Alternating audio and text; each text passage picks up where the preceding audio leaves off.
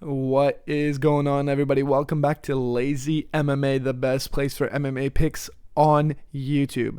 Aljamain Sterling is taking on the Moroccan Devil, UFC Zalal, this weekend, and I'm going to be going through the entire card, giving you the best bets, starting off with the underdog lock. We're going to go to the lock parlay, most confident favorites, notable underdogs, and blah, blah, blah, blah, blah. Let's just get right to it and cut out all this jibber jabber. We're going to lock in Cedriques Dumas at plus 170 as our underdog lock of the week.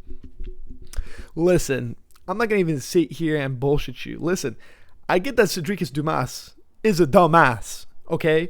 But the fact of the matter is he's taking on Jackson McVeigh. Jackson McVeigh is not UFC quality. He is not a UFC caliber fighter. This guy has no grappling whatsoever. And when he made his UFC debut, he was on the mic saying he learned his grappling game from the video game. What are we talking about here? This is the fucking UFC. What a joke. And I feel like there's a lot of these guys on the rosters nowadays that are just filling in spots to have numbers in the UFC. And this is a prime example of that. Jackson McVeigh, he's not a great striker. He's a terrible grappler. He has terrible grappling defense. He gets caught up in very simple submissions such as an armbar by Bruno Ferreira. And a guy like Cedriques Dumas, he's got a great jiu-jitsu game. As much of a dumbass this guy is, his skill is undeniable. I understand that this guy's on an 0-4 streak and he's been getting whooped left, right, and center, but who's he been losing to? Guys like Michael Olszewski? And now we're talking about Jackson McVeigh at minus 200. That is ridiculous. The price tag of plus 170 for Cedriques Dumas is absolutely ridiculous. I think it's a gift from the gods, ladies and gentlemen. I'm not going to sit here and sugarcoat it. I think that Cedriques Dumas is going to go out there, pepper that jab, use his reach, use the teeps, chop that low kick, maybe even introduce the grappling, because McVeigh has nothing in the grappling department, and Cedriques Dumas has a lot in the grappling compartment. He's got nice head and arm chokes. He's got a mean guillotine. And I wouldn't be surprised if he goes out there, hurts Jackson McVeigh. McVeigh maybe shoots a panic takedown and gets guillotined. I think that Cedriques is going to be all over him in this fight. I think that McVeigh maybe stands a chance on the feet, but even then, I think Cedriques is much more of a more refined striker with much more of a diverse skill set than a guy like Jackson McVeigh. Jackson McVeigh 6-2 with 8 professional fights. Cedriques has had 14 professional fights. He has almost the double amount of professional fights as Jackson McVeigh. And wins to loss ratio does not matter when this guy's only losing in the UFC. And on top of that, Cedriques Dumas has been revitalizing his career, appearing on Jaden Campbell's streams. He's been making a bunch of TikToks and whatnot, and I get that this is the fight game, but the fact of the matter is what it's showing to me is that this guy's taking his career seriously, because he knows if he does not win this fight, he's going out the door. He's going out the door, plain and simple, and I think he's been putting in the work, keeping his head straight, keeping his head in a swivel. And I think he's going to go out there, and truth be told, I think he's going to find himself a finish in the first or second round, and that's why we're going to lock in Cedriques Dumas as our underdog lock of the week at plus 170. Now, let's go to our lock parlay.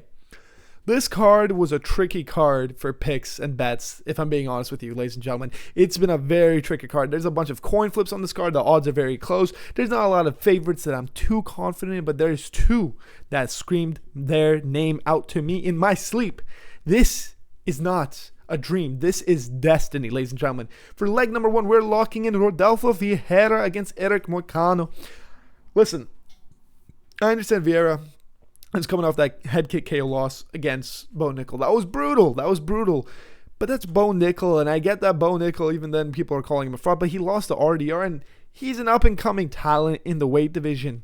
And Rodolfo Vieira is taking on Eric Moicano, who struggled and arguably lost against Cody Brundage. Moicano is not only not a UFC caliber opponent, he's another guy that I don't know how he's in the UFC, because I don't think he's even that great on the regional scene. I think it's ridiculous that they're giving him an opportunity after losing consistently in the UFC, and his one win being by robbery against Cody Brundage. I think Rodolfo Vieira is going to go out there, show him the grappling levels with his jiu-jitsu. Because if a lot of people forget, man, people fucking forget. Rodolfo Vieira is a 2-time ADCC World Jiu-Jitsu champion. I think he's going to go out there. He doesn't even need a strike with Moicano. He can hold his own in the striking compartment, but I think he's going to take him to the ground and show this guy levels. And that's why we're going to lock in Rodolfo Vieira moneyline as our first leg. And for our second leg, we're taking Julia Polastri against Tatiana. What's her face? I don't even know how to pronounce her name. The Brazilian chick. Listen, Julia Pilastri coming off a great win against Catalina Kejtschik by head kick TKO. And she's been looking sharp in this women's division, okay? I'm not going to sit here and lie to you. She's quick. She's got a very high output, and that's the main reason I'm picking her in this fight, because a lot of these women's fights are really razor thin, and they're hard to score. Jamie Lynn Horth, they're hard to score, and what really, really determines winning factors in this is she's going to be able to stuff the takedowns, and she's going to have double, maybe even triple the output of her opponent, and those steal the swing rounds. I think she's going to come out there and throw absolute hellfire at her opponent. I think she's going to secure herself a 29-28 or 30-27 UD victory. I mean, it's a woman's fight. The opponent can always steal a round, but the fact of the matter is Julia Pilastri has been on a little bit of a streak. She's looking hot. Interpret that how you want. She has been looking hot. And she's just going to go out there and outpace her opponent. Those two together, those two legs bring us a total combined odds of plus 102. As I said, that's our lock parlay. I think those two are just secured to win themselves their fights. But let's move on to the most confident favorites. As I said, guys, this has been a pretty shitty card to make bets on. But I got two most confident favorites. One being a massive favorite in Marcel Montague at minus 400 against Maya Bueno Silva. Listen, Marcel Montague, she's come over from the PFL. She's had a great regional scene resume. She's looked sharp. She's looked fast. She has a lot of experience. She's the younger opponent. And on the side of Maya Bueno Silva, she's got a lot of scar tissue. She cuts up above her eyebrows really easy. Her gas tank does not look great. She doesn't have a lot for her opponents. Her striking looks sloppy. Her grappling is more defensive, and she doesn't really have any offensive capabilities. Maybe off of her back, but not as much as I can give you. Michelle Montague is a mean bitch, bro. She's mean. She's mean when she's in that cage. She wants to lay it on you, bro. She wants to piece you up, push you against the cage, push you on your back foot, land a takedown, land mean ground and pound. And I think when she lands that mean ground and pound, one of those elbows is guaranteed to cut up Mayra Bueno Silva. And I think that Michelle Montague could find herself a finish, but I think that she's going to most definitely win this fight, and that's why we're locking her in as our first most confident favorite. Now, the second one is actually a playable line. And he was originally an underdog, and I wish I could have made my underdog lock of the week him. But now he's a little bit of a slight favorite, but I don't care, because I think that this is a great matchup. We're locking in Davy Grant at minus 120. Look, he's taking on Adrian Luna Marnetti. Luna Marnetti, he's 17-1, but don't let that record fool you. He's beating bums on the regional scene. And he had that fight against Mark Vologden on the Contender Series, which, in my personal opinion, was one of the greatest Contender Series fights to have ever happened. But the fact of the matter is, we saw how Vologden performed last Saturday. And Vologden, I'm not going to say he performed terribly, but he didn't look like he was UFC caliber neither. But he did fight a good opponent in John Castaneda, but John Castaneda is not like Davy Grant. Davy Grant's known for fraud checking these guys who are not ready for the UFC yet. This guy would be the king of the regional scene. Davy Grant only loses to guys who go on to make a crack at the rankings and go on to fight at the highest level. Davy Grant is the prospect killer. And I think that this is a brutal matchup that they gave to Adrian Luna Marnetti.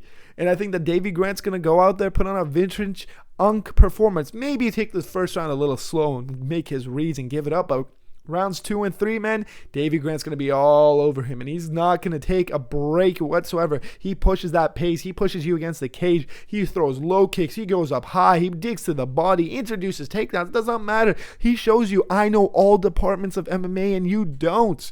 And I think that he's going to be all over Adrian Luna Marnetti in this fight. And I think he's going to secure himself a decision victory. Now, considering he's levels above Adrian Luna Marnetti, in my personal opinion, I wouldn't be surprised if he comes out there and finds a finish in the third round. However, I am going to pick Davy Grant as second most confident favorite at minus 120. Now, I couldn't find much more opportunity for most confident favorites, because most confident favorites are good parlay pieces in my personal opinion. And yes, Davy Grant is a parlay piece. But I did find a lot of notable underdogs on this card. And we're going to start off with the first notable underdog of Ryan Spann at plus 110 against Marquis Buchecha. Listen, Buchecha is a former ADCC and IBJJF Jiu-Jitsu champ, heavyweight, and they brought him into the UFC even with a record of 5-0 because of his jiu-jitsu accolades. But this is the big 2026, man. You can't just be a jiu-jitsu practitioner and basically ride that to the rankings in the modern day UFC heavyweight division. It does not matter even if they're all blobs and shit. Everyone has a basic knowledge of jiu-jitsu to defend themselves from his attacks. And once it's forced on the feet, he gets pieced up, man. Look at that fight against Kendi Nizujuku. He looked like he had no fight IQ. He arguably could have lost that fight. He almost got finished. And Ryan Span's got his own great grappling, and he has 12 wins coming by way of submission. Like, Ryan Span's got the counter grappling and the counter jiu-jitsu and the defensive capabilities to keep Buchecha off of him. And once he keeps him off of him, you don't think he's going to land that cross? And I get that Ryan Span is the older man in this fight, but it's heavyweight. Being the older man is not a terrible thing at heavyweight, and I think that Ryan Span is just going to be too strong, too defensively sound, and Buchecha is not going to have any response for him. And unfortunately, I think that Ryan Span is going to land that cross and lay out Buchecha, and I think Buchecha is going to get cut.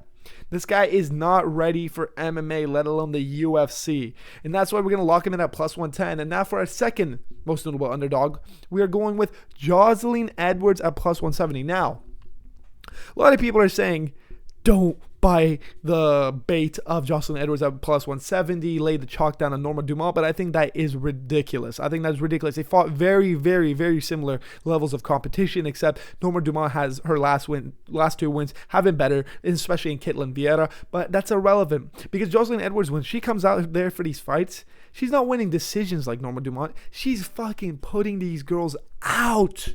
She's laying them out. She's submitting them. She's all over them. She's using her reach. She's mean. She's trying to hurt you. She's not trying to just score points. She's trying to hurt you. And a guy like Norma Dumont, if you get past her wrestling, Norma is not going to be able to take those shots from a girl like Jocelyn Edwards. Now, I think this is going to be a back and forth scrap because Norma does have very, very, very great grappling prowess, but if she gets her takedowns stuff, Jocelyn Edwards' hands are sharp and she's been looking quick, and I think she's going to be able to steal those swing rounds based off damage alone. Because Norma Dumont will not have much for her on the feet. I really don't think so. She'll have a jab and a low kick, and that's about it. She's going to use her jab and the low kick to set up those takedowns, but I think Jocelyn's going to be ready for it, and I wouldn't be surprised if Jocelyn even throws in a guillotine or something. Like, seriously, I really rate Jocelyn Edwards' upgrade that she's made in her career. She's obviously revitalized her career, and she's been going on a little bit of a tear. She's on a 4-fight win streak with all 4 wins coming by way of finish. So we have to pick her at plus 170. These odds are ridiculous. Now, for our last most notable underdog, we're going to the main event, Aljamain Sterling at plus 110. Now, tell me why this guy, Aljamain Sterling, is plus 110. Yusuf Zalal submitted Josh Emmett, beat a guy who's no longer in the UFC, and beat guys outside of the rankings. And now he's taking on the former champion, arguably one of the greatest bantamweights of all time. I'm not going to say what my opinion on that is, but that's a fact. If you look at his defenses and who they were against, I mean, that's a fact. And this guy's been calling out for a title shot for a long, long time at featherweight. And I think that he's going to go out there and give us a veteran performance. And I think he's going to try to finish Yusuf Zalal. Now, I don't know if he's going to find the finish. However, I think that he's going to look for the finish because Yusuf Zalal, he shows a lot of holes in his game, especially in the striking compartment. And I've said it in my picks and predictions video. I've said it time and time again. I think Yusuf Zalal is literally the young version of Aljamain Sterling. I think their styles are extremely similar. And you're not going to out-backpack the backpack king in Aljamain Sterling. You know what I mean? I think that Yusuf Zalal's grappling prowess is going to be completely irrelevant in this fight. I think that it's going to be a fight of stand-up, and Aljamain's been putting his hands together, man. Like, look at his fight against Ortega, and I understand he faded in the 5th round, but he pretty much like 50-45 to Ortega. Ortega had no response from him, and I get that Ortega has been on a little bit of a downswing in his career. Irrelevant to that, though, Ortega is still a great challenger in the featherweight division. I think Aljamain Sterling's going to go out there and try his best to get the finish and call out a title shot. Now, I don't think he deserves a title shot, and that's my personal opinion, but I think that's what's going to happen. I really do, man. I really don't think that Yusuf Zalal is going to be able to outdog him. And I think the only fact is that Yusuf Zalal, because he's never fought a 5-rounder before, that's something very notable. He might even outpace himself in the first 2 and gas out in rounds 3, 4, and 5, where Aljamain might find himself a finish. I think that a lot of people are rejecting and or ignoring the fact that Aljamain's been fighting 5-rounders for the entirety of his career for the last couple of years, man. This guy's not fought a 3-rounder in forever, other than that fight against Movsar Evloev, but that's whatever. I think Aljamain is just going to be one step ahead of Yusuf Zalal. He's going to go out there, give us a vintage performance, and Aljamain's going to secure that win. The Funk Master is going to secure a win. Now, that's been the best bets for this card. I hope you guys enjoyed this video. Please consider subscribing. Please consider liking, and let me know down below who is your underdog lock of the week. Lazy MMA, lazy analysis, serious results.